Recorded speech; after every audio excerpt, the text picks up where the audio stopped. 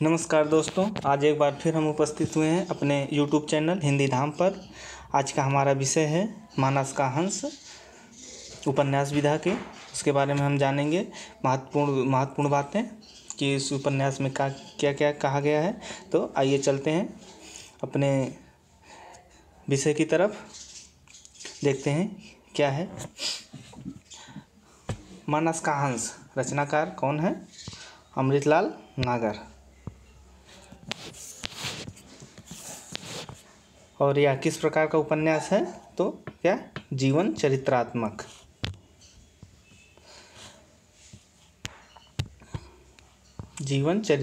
और ऐतिहासिक उपन्यास है। क्या है? जीवन चरित्रात्मक और ऐतिहासिक। तो इसका रचनाकाल क्या है? तो इसको हम थोड़ा से जानते हैं डीपली। तो इसका रचनाकाल क्या है? 4 जून 1971 से अमृतलाल नागर जी ने इसको लिखना स्टार्ट किया था और इसका समापन किया था 1972 में रामनवमी के दिन। तो इसका रचनाकाल अगर पूछा जाए तो 1972 बताना है, रामनवमी के दिन पूर्ण हुआ था। तो आइए देखते हैं इसमें कितने परिच्छेद हैं। अगर हम परिच्छेद की बात करते हैं तो देखते हैं जो इसके 2 रूपांतरण प्रस्तुत किए गए हैं, एक बृहत है और एक संक्षिप्त। बृहत रूपांतरण में 49 परिच्छेद हैं और संक्षिप्त रूपांतरण में 31 परिच्छेद है। अगर आपसे परीक्षा में पूछा जाता है कि इसमें कितने परिच्छेद दिए गए हैं तो आपको बताना है 49 परिच्छेद। दोनों परिच्छेद एक साथ ऑप्शन में नहीं दिए जाएंगे, एक ही दिया जाएगा, एक ही पूछा जाएगा। अगर पूछा जाता है अलग अलग पूछा जाता है तो तब तो ठीक है। संक्षिप्त रूपांतरण में 31 परिच्छेद हैं और बृहत रूपांतरण में 49 परिच्छेद हैं। अगर ऐसे पूछा जाता है कि मानस का हंस में कितने परिच्छेद हैं तो आपको 49 बताना है, 31 नहीं। ठीक है, तो चलते हैं अपने अगले प्रश्न की तरफ। आगे क्या है? तो अगर हम कथानक की बात करते हैं तो इसका कथानक क्या है? तुलसी के जीवन से संबंधित है। यह कथानक कहाँ से लिया गया है? तुलसी के जीवन से संबंधित है। इस उपन्यास में हम आगे देखते हैं तो आइए देखते हैं पात्रों के बारे में। क्या है पात्र? इसमें पात्र कौन कौन से हैं? तो पहले नंबर 1 पात्र हैं तुलसीदास। तुलसीदास के बारे में जानते हैं। जो भी इसमें जानकारी दी गई है वह इस उपन्यास के अनुसार दी गई है। तो इसका जो हमारे हिंदी साहित्य में मिलता है उससे को रिलेट करके ना देखा जाए, केवल इस उपन्यास को ही लेकर देखा जाए कि इसमें जो भी जानकारी दी गई है यह उपन्यास से ली गई है, ना कि ऐतिहासिक जानकारी है। ठीक है, तो क्या है? तुलसीदास का जन्म विक्रमपुर गांव में दिया गया है। इस उपन्यास में महत्वपूर्ण हो सकता है कहाँ दिया गया है? तुलसीदास का जन्म किस गांव में बताया गया है इस उपन्यास में? तो विक्रमपुर। और इनके माता पिता हुलसी है माता और पिता है आत्माराम दुबे। और इनके बचपन का नाम क्या था? आत्माराम राम बोला। चलते हैं आगे। क्या है? जन्म की बात अगर करते हैं तो जन्म की बात अगर हम करते हैं तो क्या देखते हैं? इनका जन्म हुआ था अभुक्त मूल नक्षत्र में जन्म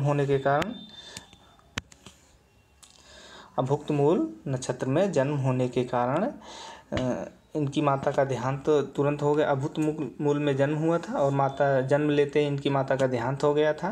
तो जिससे पिताजी ने इनके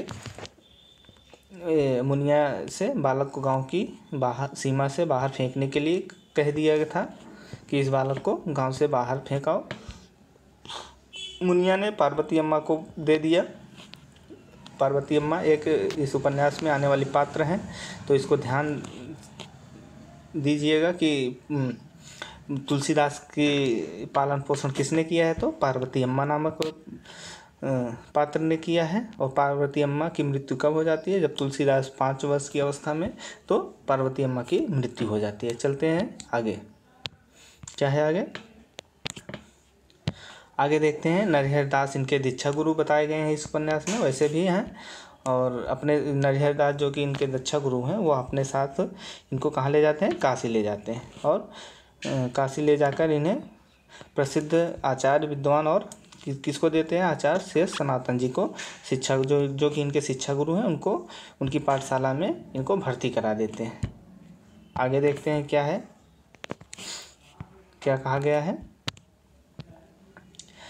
इनका विवाह रत्नावली से हुआ है, यह भी हमको पहले से पता है। तुलसीदास नरहरदास, तुलसीदास जो नाम है या तुलसीदास नाम इनका किसने दिया है, या अगर पूछा जाता है तो वह इनको नरहरदास ने दिया है।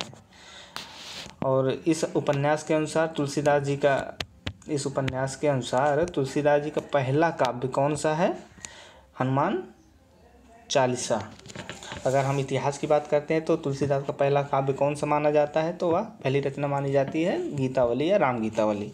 लेकिन इस उपन्यास के अनुसार इनका पहला काव्य कौन सा माना गया है? हनुमान चालीसा। चलते हैं, देखते हैं आगे क्या है। आगे पॉइंट, तुलसीदास का मित्र एक है, क्या नाम है उसका?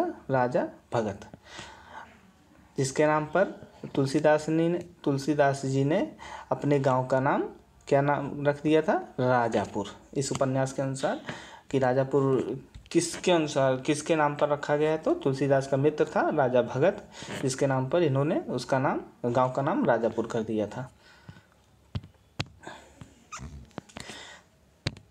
अब देखते हैं राजा भगत क्या था? तुलसीदास जी से 1 दिन बड़ा था। कितने दिन बड़ा था? यह महत्वपूर्ण हो सकता है कि राजा भगत जो कि तुलसीदास का मित्र था, वह तुलसीदास से कितने दिन बड़ा था, तो कितने दिन बड़ा था? 1 दिन, केवल 1 दिन। और तुलसीदास रामनवमी मंगलवार के दिन रामचरितमानस रचने की प्रतिज्ञा अयोध्या में करते हैं। यह भी ध्यान देना है कि तुलसीदास जी ने रामचरितमानस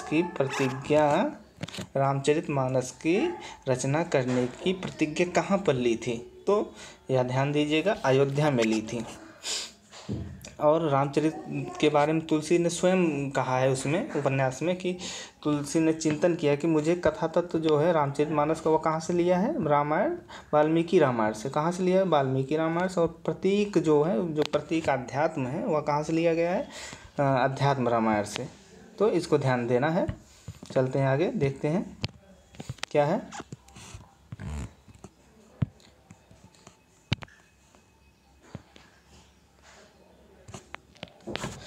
हाँ, क्या है आगे हमारा पॉइंट?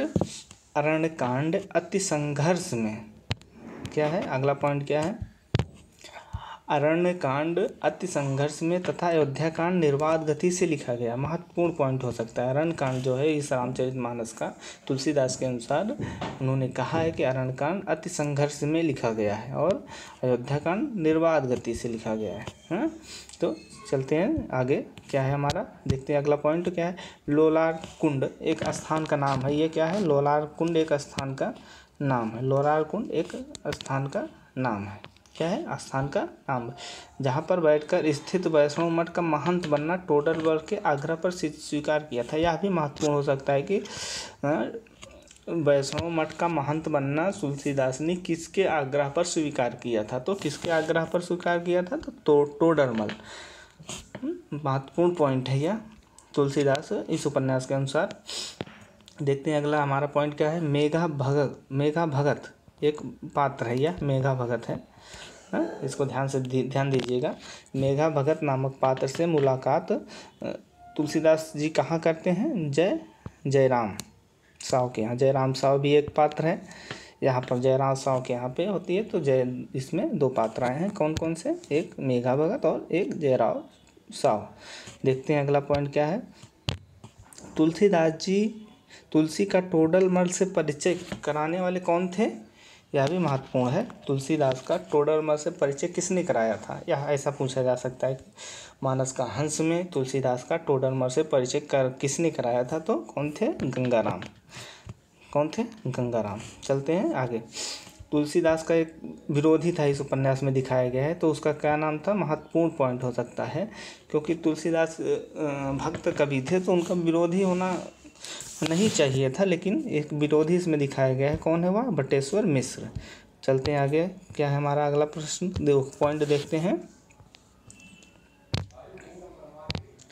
तो एक बात आप लोग सभी जानते होंगे, तुलसीदास की पत्नी का नाम क्या है? रत्नावली। क्या नाम है? रत्नावली। तो तुलसीदास की पत्नी है, जो कि विदुषी भी है और असाधारण प्रतिभा की धनी भी है, ज्योतिष विद्या में पारंगत थी। और यह तारापति तारापति।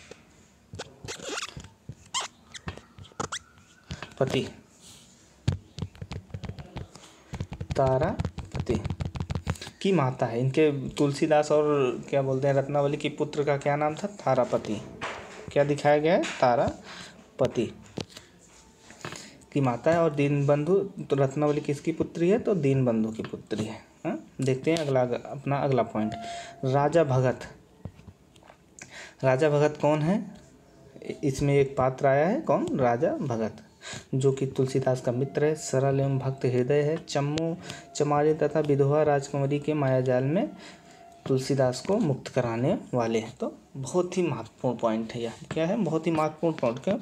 ऐसा पूछा जा सकता है कि चम्मू चमारिन और विधवा राजकुमारी के मायाजाल से तुलसी को मुक्त कराने वाला कौन था?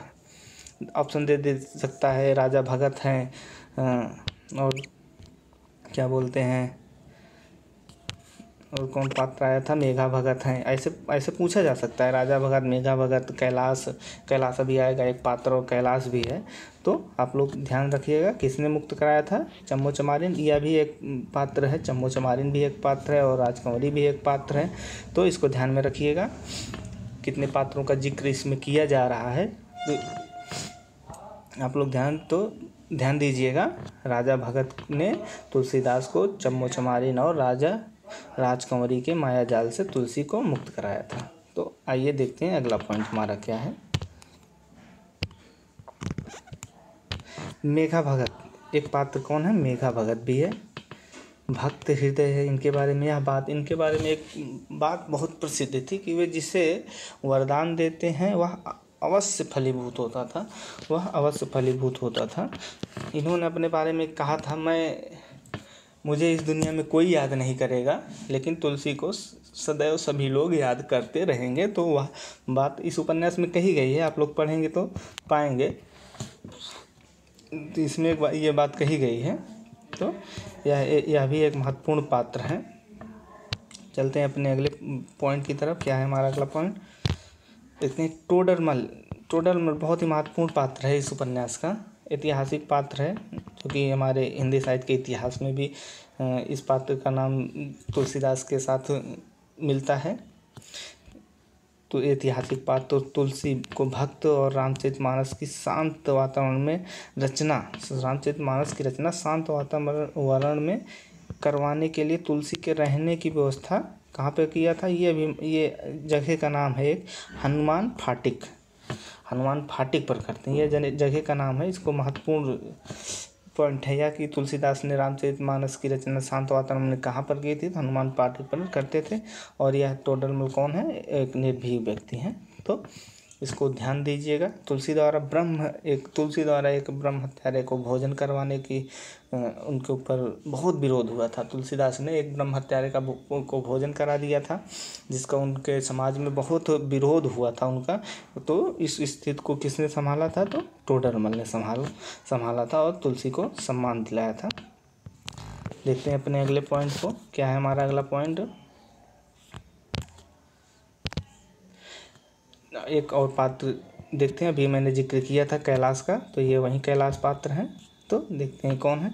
यह शेष सनातन का शिष्य है। उनके शेष सनातन का शिष्य है और तुलसी का सहपाठी है। मतलब यह जो तुलसीदास के शिक्षा गुरु हैं, ना कि दीक्षा गुरु, शिक्षा गुरु हैं, उनका यह भी शिष्य है और तुलसीदास भी शिष्य हैं। तुलसीदास का सहपाठी और मित्र है। हाँ, देखते हैं अगला पॉइंट क्या है हमारा। गंगाराम, यह भी एक पात्र है। गंगाराम भी एक पात्र, तुलसी के अभिन्न मित्र भी हैं। ज्योतिषमठ में दक्ष इनके लिए तुलसी ने रामाज्ञा प्रश्नावली की रचना की है। तुलसी ने, यह महत्वपूर्ण पॉइंट है, बहुत ही महत्वपूर्ण पॉइंट है। क्योंकि वैसा पूछा जा सकता है कि राममानस का हंस में तुलसीदास जी ने रामाज्ञा प्रश्नावली की रचना किसके लिए की थी? क्या पूछा जा सकता है कि तुलसी ने मानस का हंस में तुलसीदास जी ने रामाज्ञा प्रश्नावली की रचना किसके लिए की थी? तो किसके लिए की थी? गंगा राम के लिए। किसके लिए? गंगा राम के लिए। चलते हैं अपने अगले पॉइंट की तरफ। क्या है हमारा अगला पॉइंट? तो यह बहुत महत्वपूर्ण पॉइंट था, आप लोग इसको ध्यान दीजिएगा। राजकुंवरी, अभी जिक्र किया था, राजकुंवरी के फेर में कौन पड़ा था? तुलसीदास। तो इनसे कौन किसने मुक्त करवाया था, तो आप लोग कमेंट बॉक्स में करके बताएंगे। राजकुंवरी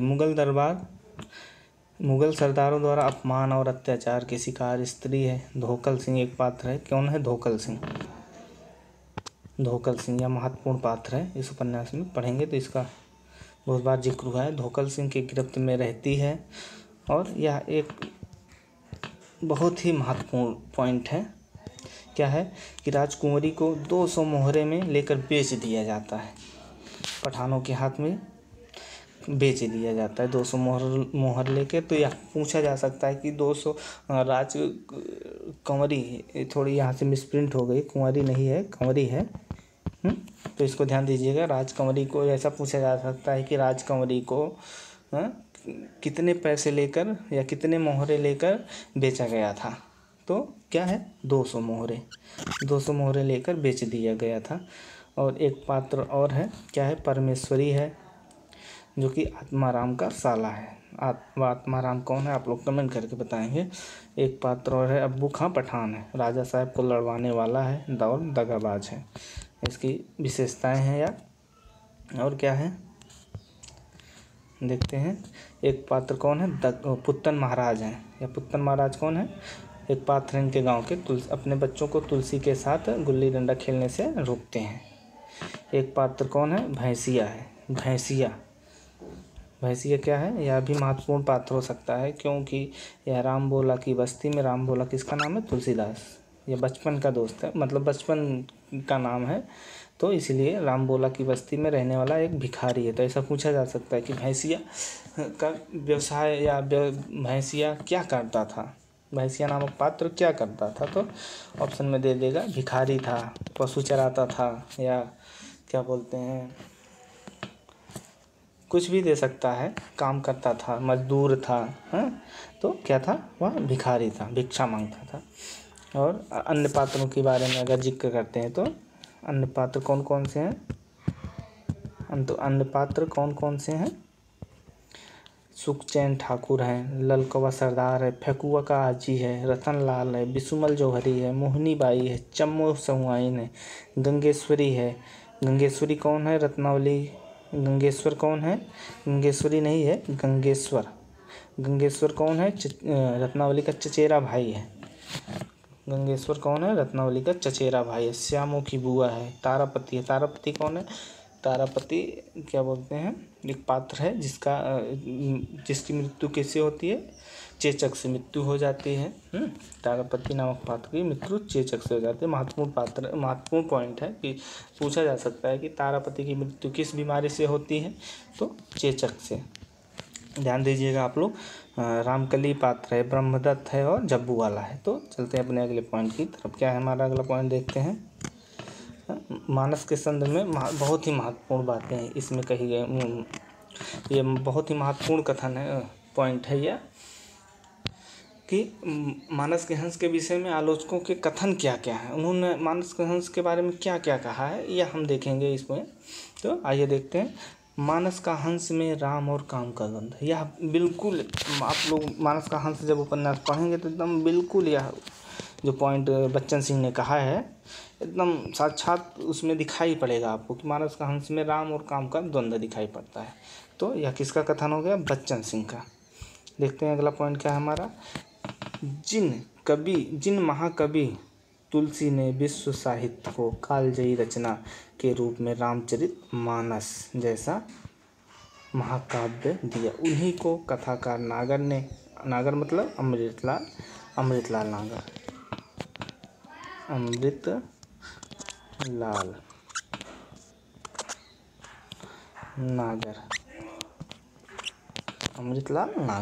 मतलब अमृतलाल नागर, ठीक।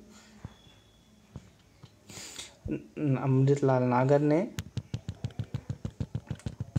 थोड़ा सा इसको मिटा दें ताकि आप लोगों को स्क्रीनशॉट लेने में दिक्कत ना हो। बहुत महत्वपूर्ण पॉइंट है।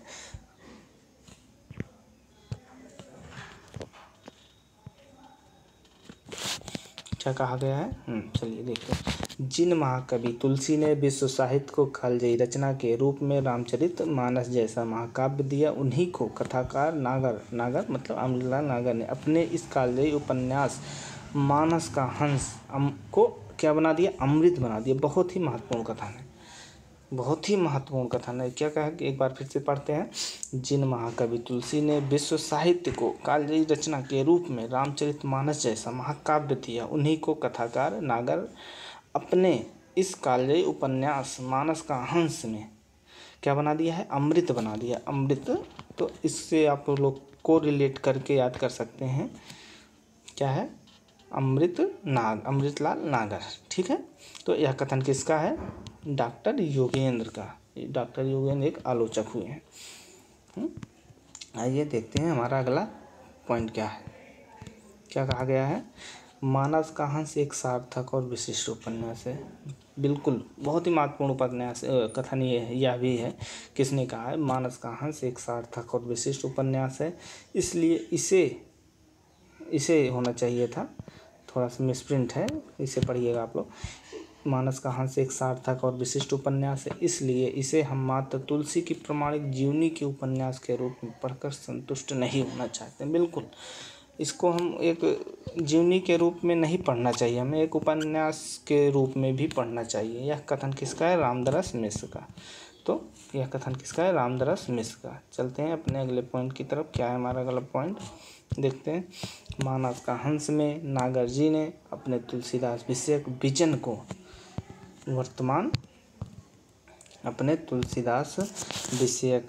को वर्तमान और अतीत दोनों कालों में व्यवस्थित करने का प्रयास किया है। क्या किया है, मानस का हंस में नागर जी ने अपने तुलसीदास विषयक विजन को वर्तमान और अतीत मतलब भक्ति काल और वर्तमान दोनों का सामंजस्य बिठाने का प्रयास किया, दोनों कालों में व्यवस्थित करने का प्रयास किया। तो यह कथन किसका है, गोपाल राय का।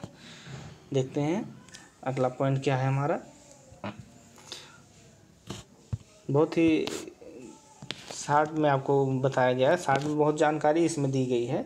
तो कथन तो हो गया। अब देखते हैं मानस का हंस के अनुसार, मानस का हंस उपन्यास के अनुसार तुलसी की अंतिम पंक्तियाँ किसे माना गया है। तो किसे माना गया है, मारुति मन रुचि भरत की लख लसन कही, एक किंकर कीने बही है परी रघुनाथ हाथ सही। बीच की पंक्तियाँ कुछ छोड़ दी गई हैं, तो इसको आप लोग ध्यान दीजिएगा। या पूछा जा सकता है कि यह पंक्तियाँ कहाँ से ली गई हैं। हाँ, ऐसा नहीं पूछा जाएगा कि कहाँ से ली गई हैं, लेकिन यह पूछा जा सकता है कि तुलसीदास की अंतिम पंक्तियाँ कौन सी हैं मानस के हंस के अनुसार। ठीक है, तो देखते हैं अगला पॉइंट क्या है हमारा।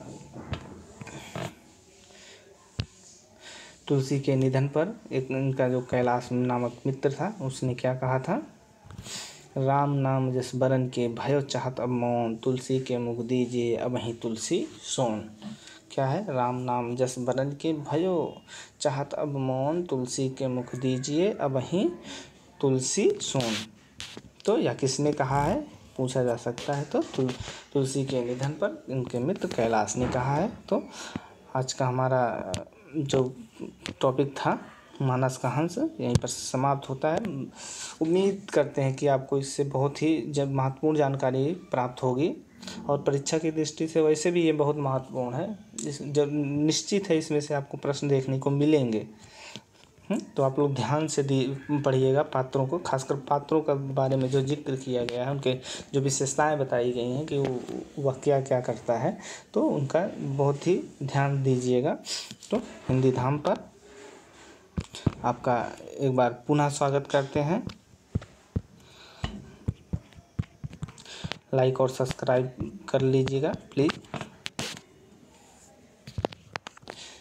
मिलते हैं फिर एक नए वीडियो के साथ, एक नए टॉपिक को, एक नए उपन्यास के साथ, इसी तरह की महत्वपूर्ण जानकारी के साथ। धन्यवाद।